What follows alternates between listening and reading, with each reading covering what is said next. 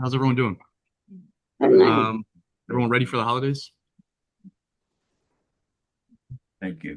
We're still working on that a little bit, but it's great to be here with you all. I always look forward to coming to see you all in the conversation, and the great questions. And so I want to make sure I'm going to leave. I'll do kind of a high level update on where things are and progress that we're making, but also want to leave plenty of time for questions that you may all have for me. But really just wanted to start and to say thank you for all of the work that you're doing and all the support that you've really provided for our office. It's hard to believe I'm wrapping up my third year in the office at this point now.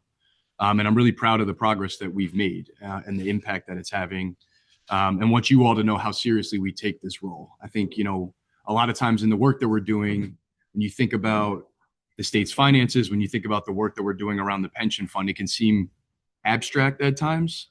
But I think, what we are thinking about, what the entire office is thinking about every day when we are doing this work is all of you, and the importance of this work and what it ultimately means for your retirement security, and those that are coming after you. So really just wanted to start with that and to say thank you.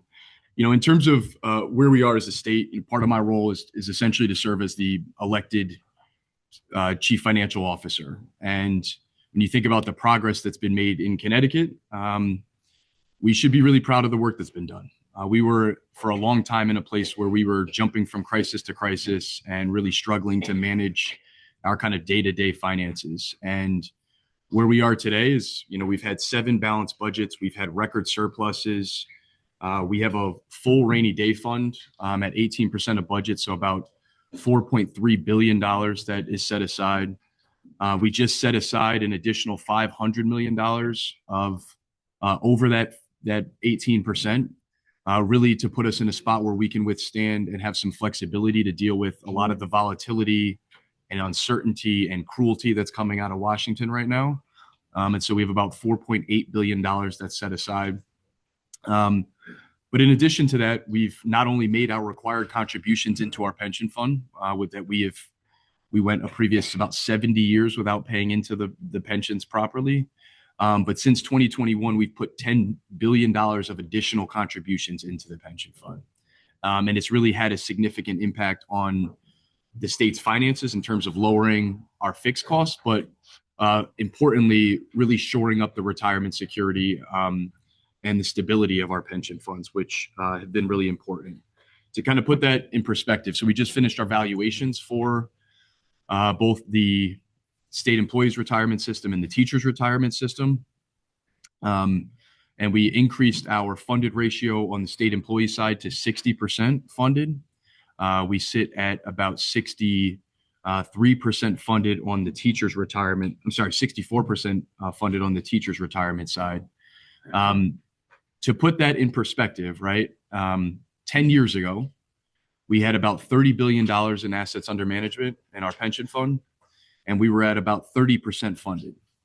And today we sit at about $68 billion in assets under management, and we're at about 62% funded overall.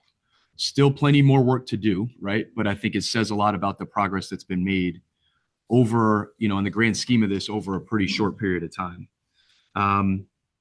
Just this year alone, we put 1.5 billion of additional contributions in at the close of the fiscal year. And again, that was after we put aside this 500 million into the additional reserve for the backfilling of the federal funds account. My main goal is to make sure that the resources that we're putting into the pension fund, we're getting the best return on those funds, right?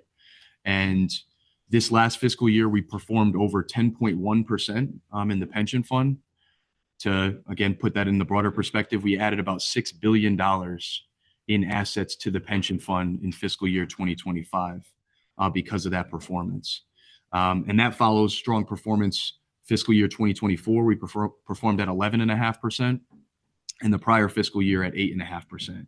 So on a 3-year basis now, we're over 10%, and that's above our target 6.9% target rate of return. And that over 10% performance on a 3-year basis now puts us in the top 20% of public pension plans across the country when it comes to performance. And so making a lot of progress there again after about 7 decades of us not making contributions, not doing what we were supposed to do as a state. And why that's really important past just the pension fund is that it has this broader impact on the state and the state's budget, right? So that allows us to do is lower our fixed cost in terms of what we have to contribute into the pension fund every year, which is now with those additional contributions over $800 million less than what we would be required to do on an annual basis before. And that's every single year out of our budget. So that's freeing up resources that we could then use to invest in programs and services and lowering costs for families in our state. To jump over, I guess the other piece is that we've seen the result of this in our credit rating. And we've had numerous upgrades to our credit ratings because those rating agencies see that we're getting our fiscal house in order, that we're shoring up our pension funds. We just received a couple in this last year, a couple of upgrades. And what that's allowing us to do is to continue to make investments in the state as we're building out transportation infrastructure and schools and housing and childcare facilities all around the state. We're able to do that at a lower cost to taxpayers. We just had a very large bond issuance on the transportation side, so about $1.5 billion that we issued out in the market, and we got the best performance in the market that we really ever have as a state, and actually beat out Massachusetts, for example, which is a AAA rated state. And so I think a lot of this, again, is because of how we're viewed in the market as a result of a lot of this work. The other thing I'll say is, I think the state has done a good job of balancing our interest in terms of getting our fiscal house in order, but also investing in people. And I'm really proud of the work that we've been able to do through our office around that. I know I've mentioned to you Connecticut baby bonds before, but a first in the nation program that we launched out of our office on July 1st of 2023.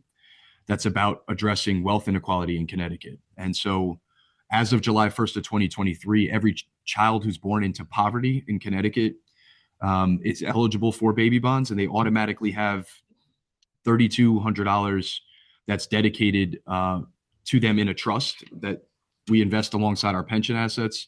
That money grows over the life of that child, and when they're between the ages of 18 and 30, they can access those resources for wealth building purposes. So they can use those funds to help purchase a home here in Connecticut, to start or invest in a Connecticut business, to help pay for post-secondary education or job training, or to roll into a retirement savings account. And we are the first state in the country to do this.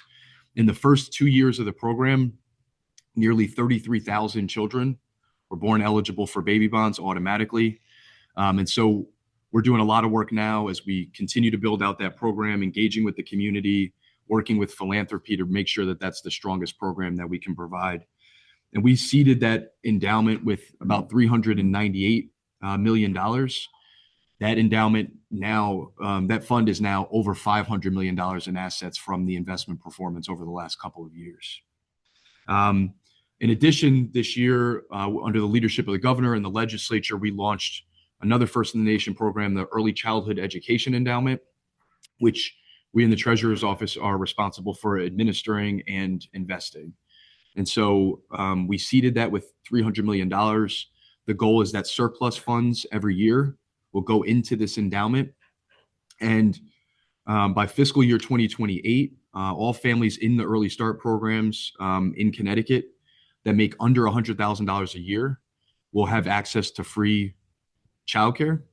All families making over that $100,000 will be capped at 7% of their income for cost of childcare. And it's a big deal in Connecticut. I think the idea is as this endowment grows, the investment performance will pay for itself. So we will have this sustainable source of funding for early childcare. But this is big because it's about, one, making sure we know this is the most important time to invest in young people, right? Is that birth to 5 is when the most development is happening. So this is a way to make sure that they're getting high quality, affordable childcare. But it's also an economic issue, right? It's about getting people back to work, understanding that there are a lot of families right now that have 2 parents where you have someone who's staying at home because the cost of childcare is so high, it doesn't make sense for them to go back out into the workforce. And so We're responsible for administering that. We've been investing those funds. We expect that that's going to continue to grow, and we'll build that out with the goal of ultimately having universal childcare in Connecticut over time. It's also a lot of investment in the actual workforce in childcare, which has been one of the biggest challenges. So within that endowment, there's going to be pay equity standards. There's health benefits to that you're getting more people working in childcare, so we can really expand the number of slots and increase access to childcare. The last thing I'll mention is we can't ignore kind of what's happening on the federal level. I've talked a lot about what we're doing directly in the state, and I think what we've had control over, I think we're doing really well with as a state.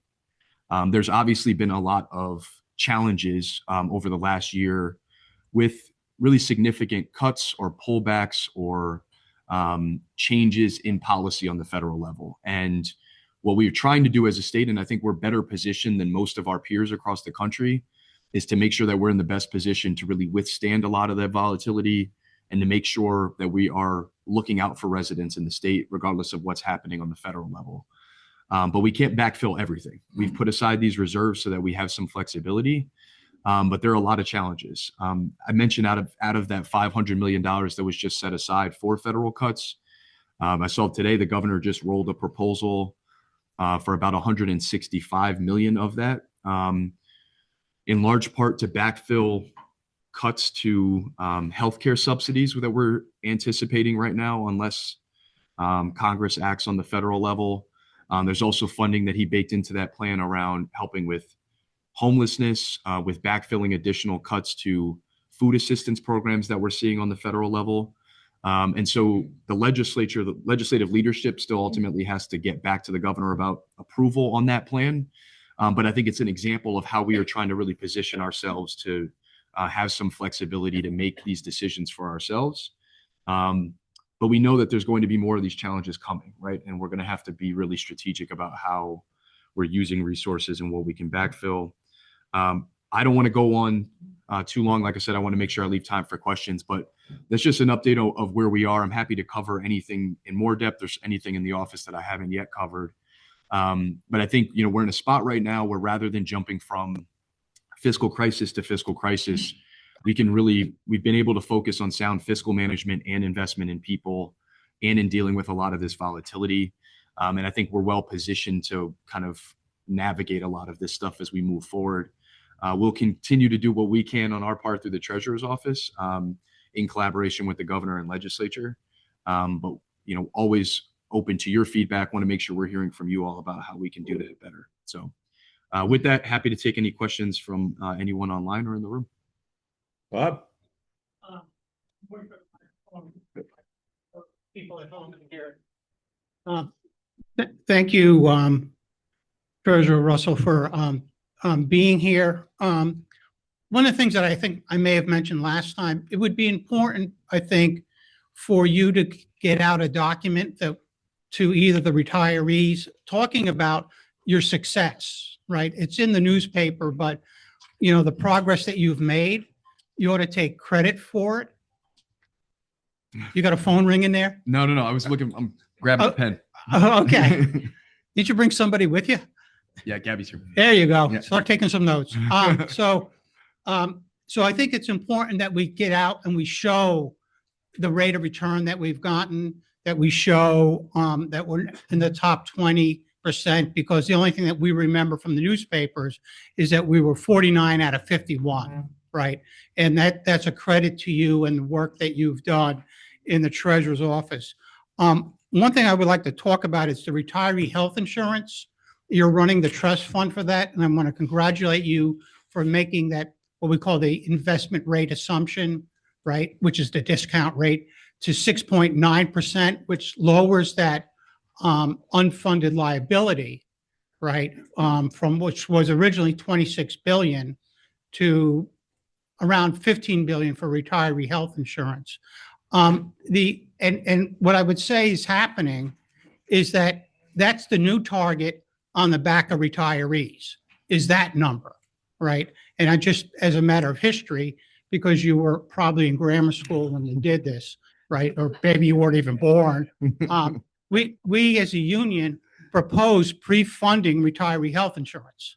We did that in the 80s, and the administration said no and didn't happen until 2009 on there.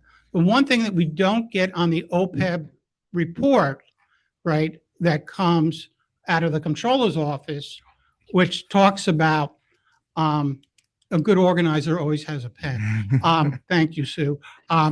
So what we don't get is the contributions being currently made by the active employees paying for their benefits when they retire, and are we just dealing with a legacy cost? And if we're dealing with a legacy cost, maybe some of that funding that we now put into the pensions, which is in good shape, may be diverted over to that OPEB liability on there. And so we don't get that report, right? It's interesting on the teachers, they'll say, here's the normal cost for the retiree health insurance, and here's the unfunded liability. But we don't get that on the state side because, again, we as the unions told the state to pre-fund this when we got to 100%, right? And the state decided not to do that. And then I just one really quick comment on family on pay equity for childcare workers. Our union represents family childcare providers. They are the source of most early care and education, particularly in areas that have low income areas, because those people have jobs, right, that are not normal 9 to 5, where you can put your kid into wink and blink and a nod, right? And you got to be there by 5 o'clock to get your kid out. So I think the pay equity for those people that are providing that. And just this last point that I would make is that for unlicensed family childcare, so it's called kith and kin, we pay those folks to take care of children 1/3 of the minimum wage. Now, the good news is minimum wage in Connecticut is up to $17 an hour. The bad news is they're still making less than $6 an hour to take care of people. So that this pay equity, I think, is very important along the way. So again, just to reiterate, getting this report out about how well we're doing to our members would be important. And then taking a look at these OPEB liabilities so we can break down the years of neglect of not putting money in, right, versus when we've been putting money in since 2009. And I appreciate you coming. Thank you. I appreciate the feedback. Thank you. Any other questions? All right, I know this isn't a shy crew here. Tina.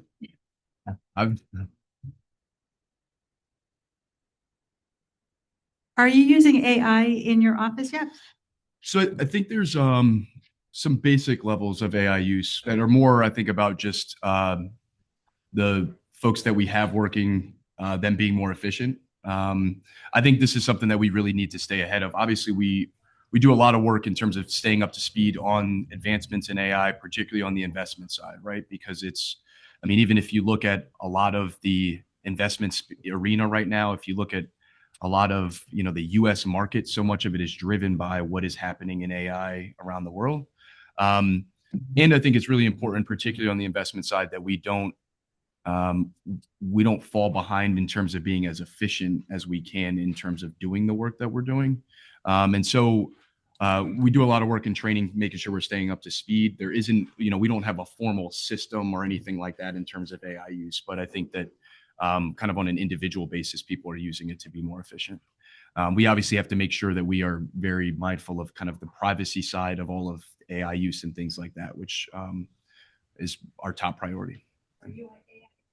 What's that? Oh, I haven't seen anything. Let's hope that does not. I don't need to be on some video doing what God knows what. Yeah. I have a question. Is much of our investment money in AI? So it's not, wouldn't say directly invested in AI, but there's all of these companies, everyone in the tech industry is invested in AI and is really banking on the future success of AI. So we are invested in the AI space, whether we want to be or not. If you think about the S&P 500, right? So the top 500 companies in the United States, The success of the US equities market has been largely driven by 7 of those 500 companies, and they're all in the tech space. And a lot of that is investment in AI. What we're also doing is investing in a lot of so not AI directly, but a lot of these things around the build out of AI. And so parts of our portfolio, if you think about the like the real estate or the infrastructure side, what you need when AI is developed is you need these data centers, for example, right? We've been investing in data centers, but it's also the infrastructure around data centers. Data centers need access to water. They need access to a lot of power. And so we've been able to make strategic investments in a lot of that infrastructure that's ultimately going to drive a lot of this future technology. And so that's an example, I think, of how, some spaces in the portfolio that are connected to AI, though. Yeah. I think there was a question online. Yep. Yes, I have a question. Go ahead. Sure. Yeah. What's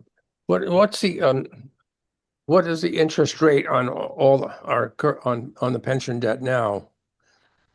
What interest rate are we paying on the pension debt? Yeah, so we're not paying interest on our unfunded liability is ultimately what we owe when we have to pay out beneficiaries over time.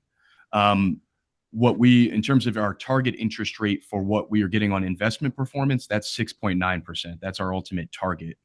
But our unfunded liability isn't a debt it's what we owe to state workers and teachers and retirees when we ultimately pay them out, but we're not paying interest on that unfunded liability on a day-to-day basis, if that makes sense, if that answers your question. Yeah, I think that does. Thank you. Yep. And there is another person online. All right, Carol go ahead. Burgess. Go ahead, Carol. Yes, thank you for being here.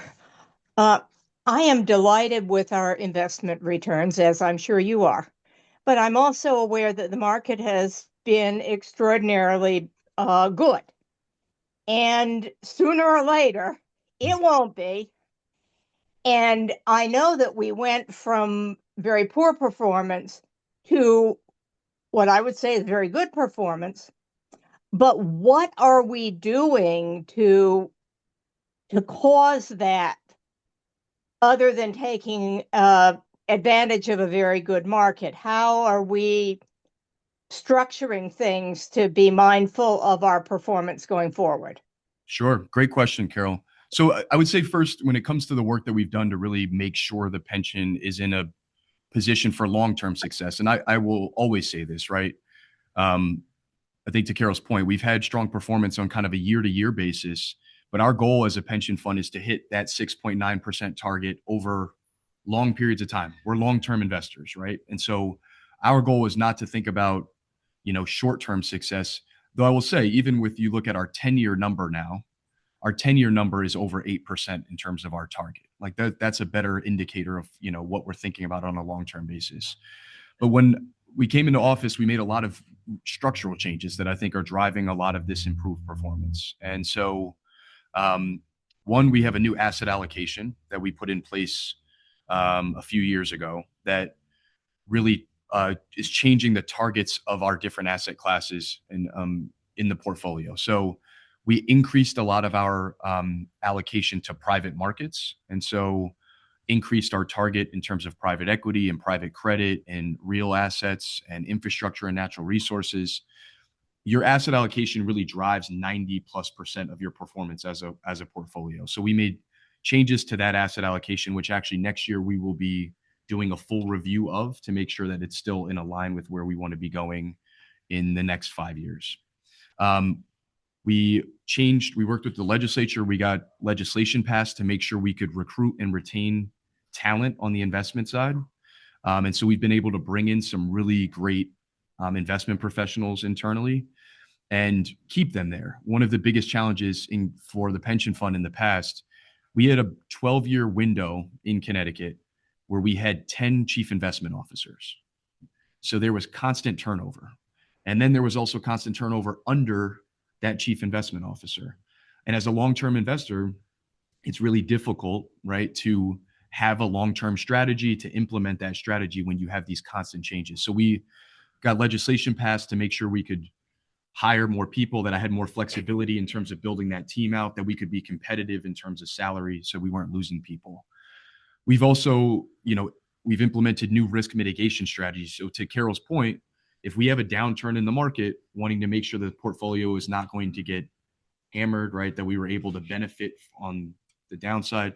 As long-term investors, some of that volatility in the market is actually beneficial to us, because as long-term investors over time, we can take a longer term approach to some of what's happening in the market than some people who are thinking about some of these things shorter term.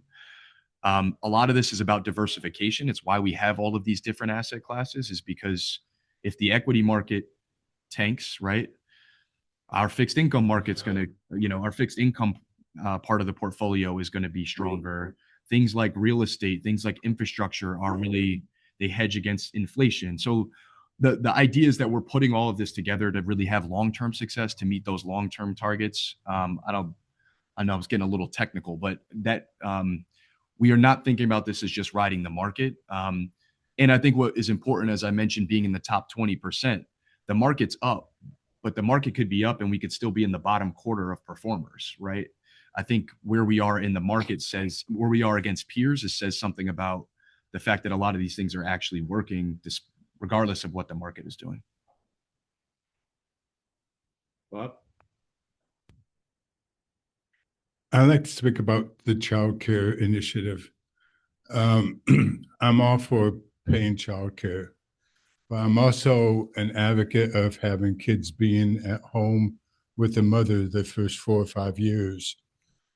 I think that's extremely important for the child's welfare. Has anybody looked into the possibility of, instead of putting all that money into childcare, put some of that money into the mother, paying her so she don't have to go to work, so that she could be home with her kids when they have the development that they need to have with their parents? So I'm not aware of any conversation around that yet. I think, the child care endowment piece of this was just launched this past year. And I think it was a big driver of that is the investment around this sustainable source of funding, but also understanding that, if you think about Connecticut right now, we have about 80,000 jobs in the state that are unfilled. And a lot of that is because there is this type of challenge in terms of people wanting to get back to work and making these decisions around whether or not they should be staying home. And so I haven't heard any real discussion around that conversation yet. But it's an interesting thought, I think, to maybe be able to explore. I'm happy to have some conversations with legislators and others about it. The state hasn't really, that's almost more of a guaranteed income concept, which there's been a lot of talk around the country in terms of, thinking about, particularly in those early stages, people having some of these resources. But there hasn't been any real, on a kind of statewide level, talk of guaranteed income in Connecticut at this point. Wait for the mic. Oh, sure. Yeah, we can do that, and then we'll. Thank you for your presentation. I just have a question about the baby bond. Sure. How much is each bond worth? And are there any restrictions? And what is the interest rate? So if you have to have the bond to the year 18, how much money will the bond be worth at the end of that? Yeah, great question. So it's not, to clarify, it's not an actual bond. It's money. It's actual cash that we seed. So we put about $398 million in the fund to start with, that we've been investing over the last couple of years. What we do for every child is $3,200 gets committed to a child when they're born, and it happens automatically. There's nothing that child needs to do.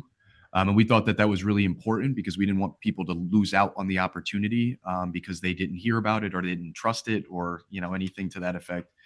And then the final amount will depend on investment performance over this period of time. So we invested alongside our pension assets. We ran it conservatively with the 6.9% assumed rate of return over the life of that child. And so we expect that it could be, I think we said, I forgot what the range was initially. It was $11,000 to $24,000 conservatively. If performance is strong, that number could be a lot higher. Performance has been strong. So a child born in that first year of the program already is going to be ahead of that target to start. And then in terms of eligibility, the individual has to be a Connecticut resident at the time that they're accessing the funds. So when they're between the ages of 18 and 30, they need to be a Connecticut resident at some point, and they can file a claim, and then they just have to use it for one of those designated purposes that are ultimately about wealth building. Part of the reason we did that is there's this opportunity to invest in children, create this hope and I think vision that may be difficult to see otherwise. But it's also an economic investment for the state, because as we're thinking about wanting to keep people here in Connecticut, think about someone who's 25, is coming out of college, is about to start a career at a time that maybe starting a family, and they know that they have this nest egg there to be helpful with a down payment on a home here in Connecticut. There's going to really be incentive to keep people here. And so part of that is this longer term investment in the workforce, in the future, economy of the state as well. Yeah. Thank you. Yeah, with the child care, they get tax credits. If you have children, you get earned credits. You can get money back in your taxes and stuff.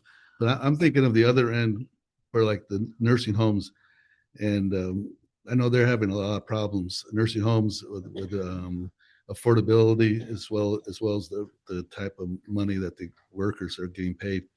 And I was wondering, is there any state programs that are addressing that end of it? I know you're doing some work with childcare, but what about the other end, when people are elderly and need daycare or in-house paid nursing homes? Yeah. So a lot of the work that's happened, there's nothing that's directly overlapped with my office on this. The one thing I would say is this is where a lot of the work around creating some of these additional reserves and the potential challenges and concerns we have around cuts on the federal level are coming in, because we're talking about there's all of the discussion around the Affordable Care Act and healthcare subsidies that are in question right now. But in 2027 is really where the cuts to actual Medicaid and other programs are expected to hit. And what I think people don't realize in Connecticut, right, is like, one, we have about 1 million people who are dependent on Medicaid here in Connecticut, but a large percentage of those people are actually children and elderly, are folks in nursing homes and long-term care facilities that are very much at risk in terms of losing federal support for funding for these programs. So these are the types of things that I think we're trying to prepare for as best we can, hoping that it's ultimately not going to come to that, but I think we need to be prepared for it either way. And again, some of these things are a little further out, and I think 2027 is where a lot of these things are going to hit people really hard that we haven't even really seen yet. So I think those conversations will certainly be increasing around what resources we have to provide some of that relief.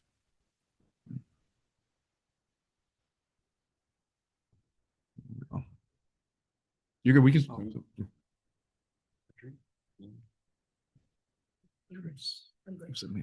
Oh, okay.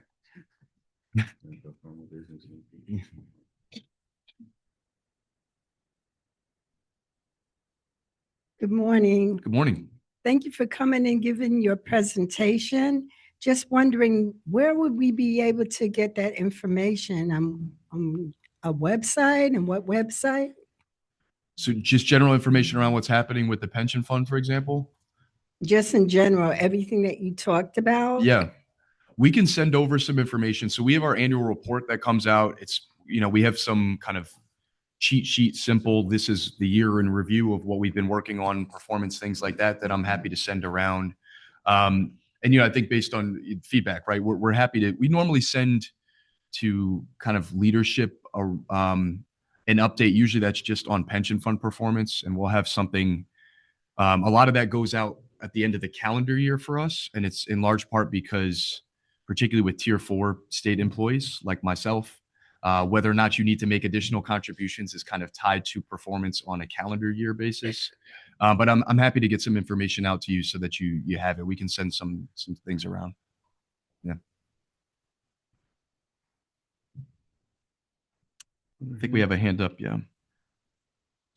Christina.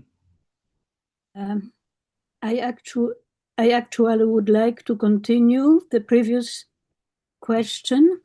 And I also want to say that it was a wonderful presentation, great, and great for being in to our staff for inviting you and so on. But the point is, like, I see that this whole session is recorded and stuff like that. So we somehow probably could access it. However, would it be possible to have your presentation and some of the questions and answers prepared as some sort of a package that would be sent to us, and we could actually have it on our screens or wherever, basically at our fingertips? It would be really helpful, I think, if we could just go to the source with, we heard it, you said it, I know what you were saying then, how I felt about it, and so on and so on. It's different than just to sort of read some, printed statement or whatever. Is it possible? Yeah. I'm happy to, we can be helpful in trying to put something together where we're, just kind of outline some of the basics of what we've covered and talked about today. I'm happy to. No, your whole speech, please. Oh, I didn't have any prepared speech. No, So that's I don't know that exactly the point. That's exactly the point. You were thinking on your feet at some time. So that is very, very valuable. Treasurer Russell, may I interject for a moment? Sure. Just to let everybody know that we are recording this with the treasurer's permission, and we will put it on our website along with our quarterly virtual meetings. So the delegates, anybody can go watch it again. And we will be asking for the bullet points from his office, the annual report, year in review, whatever you're able to send. I've already made a request to your office for that. So we'll make all of that available for everybody. Yeah, that's exactly it. Perfect. And possibly people who couldn't attend today or who usually don't attend, I think it really would be very helpful for us ordinary folk here. And thank you for agreeing to let us record you. It is very valuable to see your whole presentation and hear everything you have to say. So thank you for that. No, of course, I appreciate it. Eric, I have a question. Many of us here have had mortgages over the years, and I look at the unfunded liability as paying off a mortgage on that unfunded debt. It's not a loan that we're paying interest on, but it's kind of, you can make that analogy. When extra money is put in from the surpluses against that unfunded liability, does it, I know I've paid off mortgages in advance and it never changed my monthly payment. It just shortened the amount of time I had to pay. What impact does extra money going into the pension fund have on that? Yeah, so the way the pension fund works is it's a little bit different. So the timeline, amortization, just like a pension fund, I mean, just like a mortgage, right? Our final date to be fully funded isn't changing.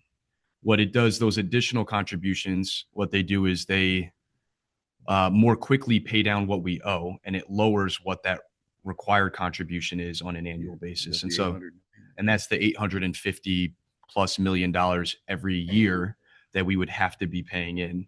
The other thing that's a little bit different than a mortgage is that because we are investing all of this money, so if you think about it, since, think about the last 3 years, right? With these additional contributions that we've put in, you're getting the investment performance on that extra money, which just continues to compound over time, right? So if you think about it, we'll use it to keep it simple. I said we put $10 billion of additional contributions in. If you think about that, say that $10 billion happened 3 years ago. You're now getting, we had 10% on average, 10% performance over 3 years, right? And so that $10 billion, you got 10% on the first year, and then you got 10% on that 10 billion plus, right? Year over year. And so you're getting a lot of that additional benefit. So with a mortgage, you're essentially paying less interest. For us on the pension fund side, you're getting the additional benefit of more and more money being added to that principal at that. I want to thank you for your work in reducing that target on, as Bob alluded to, that target on our back. Yeah. That we've worn for a number of years. I have another question. I'm surprised nobody's asked it. It was in the news a while back about the sports franchise, the Connecticut Sun, being pulled out of Connecticut, and some people were floating around the idea, get the pension fund to buy that. And what are your thoughts on that, sir? Yeah. So there was a lot of, I spent more time talking about the Connecticut Sun than I ever thought I would be. And a lot of it was just because of information and misinformation that was being put out there, right? And so where we were in this conversation at the time was, the governor was having these discussions and looking at different solutions. And we were asked, there was a conversation around the pension fund, and I certainly wouldn't cut off any opportunity to look at this, but it would be, like I said from the very beginning, the only way that we would make any investment decision is if it was in the best interest of pensioners and state employees and retirees, right? There are a lot of pension funds. There's a lot of investment and interest in investing in sports teams. There are funds on the private side that focus specifically on this space. And if you look at the growth that has happened in sports, but particularly women's sports over the last many years, there are a lot of people that look at these opportunities as being very attractive.